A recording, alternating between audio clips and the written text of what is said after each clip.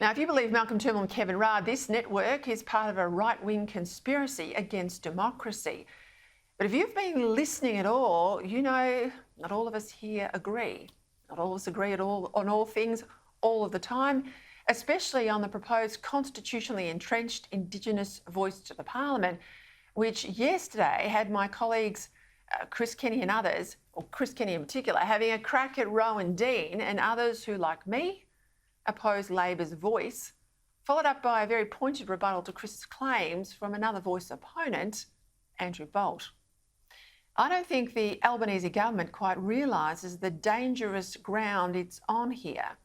This argument is already turning toxic, with some saying it's racist not to support the Voice, and others saying that the Voice itself is racist, even though racism or reverse racism is just about the most inflammatory charge you can make against someone these days.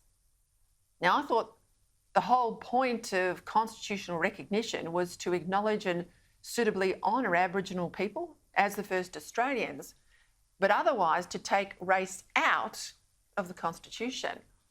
How can a body comprising people of just one race, elected by people of just one race, to judge everything from the perspective of just one race, be taking race out of the Constitution? Now, Kenny's usual retort to this is that there's race already written into the Constitution in a provision that allows the Parliament to make laws with respect to race. And he's right. Yes, there is. Only a few years back, though, when I was in government, we were lobbied by Aboriginal leaders to take that provision out. Now, a few years on, this seems to have been forgotten by all the activists who want special treatment for some on the grounds of race. If you've been around this issue as long as I have, almost 20 years now, you'll know it's one of the most contentious policy areas that the Commonwealth deals with. What happened to the time when we were all implored to put race aside, to just see each other as human beings, individuals who were deserving of equal treatment, equal rights, and equal opportunity? I have a dream that my 4 little children will one day live in a nation where they will not be judged by the color of their skin, but by the content of their character. I have a dream today. That was his dream. Frankly, it was the dream of all decent people, should still be their dream.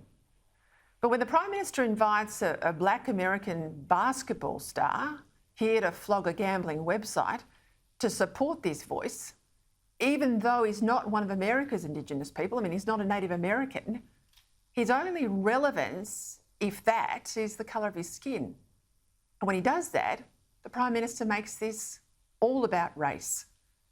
No person who believes in equality needs further detail or legislation or anything else to oppose this new race-based body in our Constitution as a matter of principle alone.